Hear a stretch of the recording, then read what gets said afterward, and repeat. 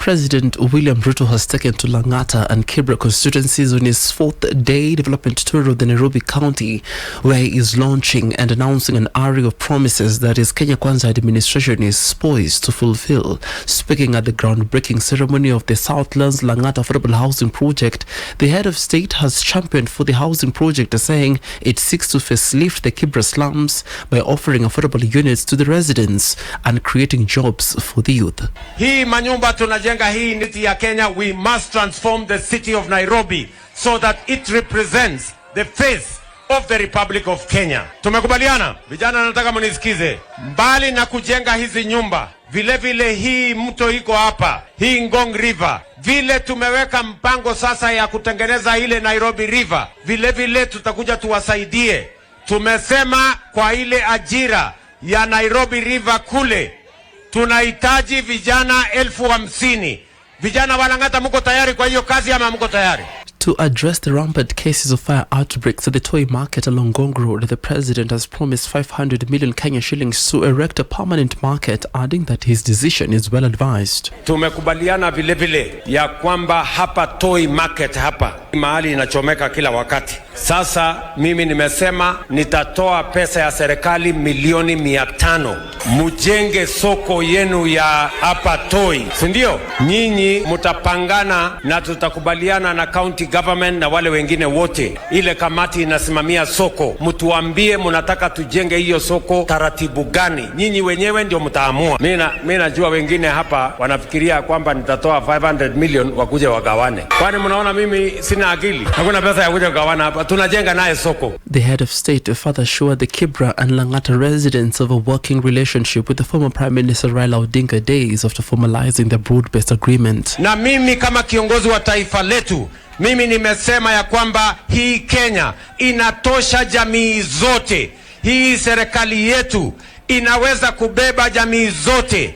Sio lazima jamii moja iondoke ndio jamii nyingine ingie. Sisi wote tunaweza kuwa katika serikali moja.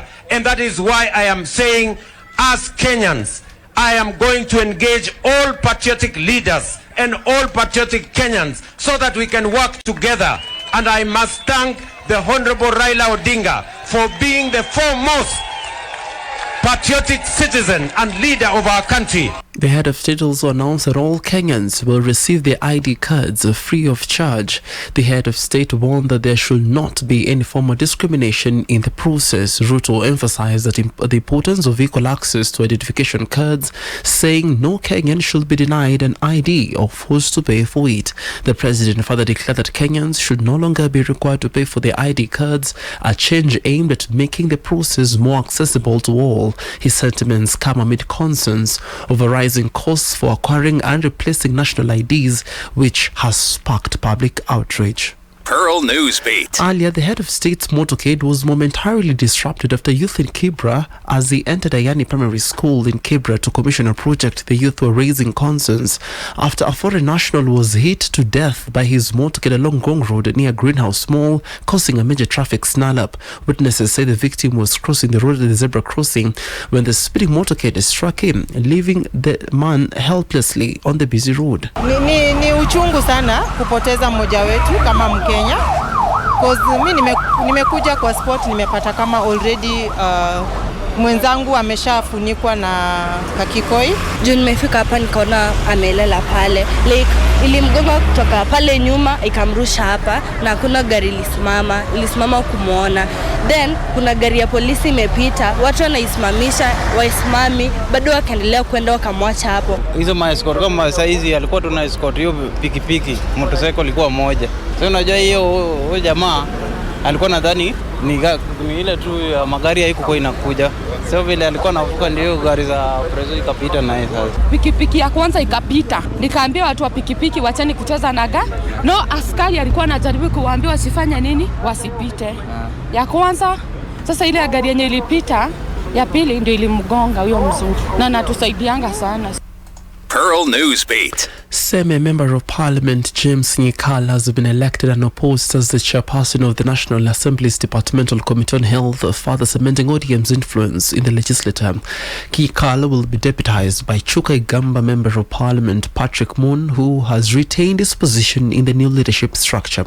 In another notable development, Kabando Member of Parliament Ivo Bara has been elected as vice chairperson of the National Assembly's Education Committee. This comes as Julius Nyikal, who has been at the helm of the Education Committee, successfully retained his position as the committee's chairperson, continuing his leadership role in shaping education policies. With ODM making significant strides in Parliament, the new leadership position mark a key moment in the party's efforts to assert influence across critical sectors, as more will be coming in, as more positions are going to be outlined for the members. Pearl Newsbeat. Public Service Cabinet Secretary Justin Muturi has reaffirmed his earlier stance that he will not resign from office despite the mounting pressure from a section of leaders. Muturi, who was reacting to a statement purporting that he has resigned, urged Kenyans to ignore and be wary about such information, which he said is meant to mislead them. He said he is committed to serving the people in his capacity as the CS. Pearl Newsbeat. And Mohamud Ali Yusuf has officially assumed office as the new African Union Commission chairperson,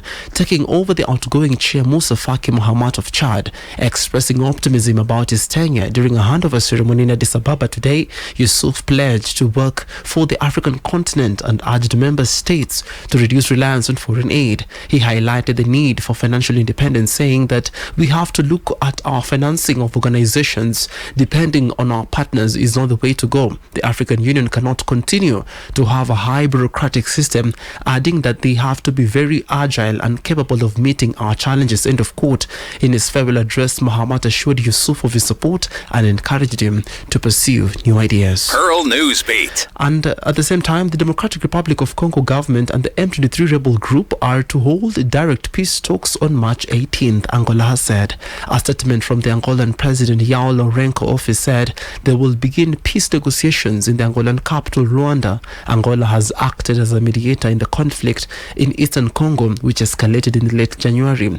A lightning advance by the Rwanda-backed rebels saw them take control of the strategic eastern Congo city of Goma, seizing the region's second biggest city of Bukavu last month. Congo's President Felix Tshisekedi has previously refused to engage directly with the M23. The announcement comes after several cancelled peace talks hosted by Angola that had previously excluded M23 and instead focused on their Rwandan backers. Kigali denies assisting the Tutsi-led rebel group, but United Nations experts say the M23 is supported by about 4,000 troops from neighboring Rwanda. Pearl Radio, the home of fresh and classic hits.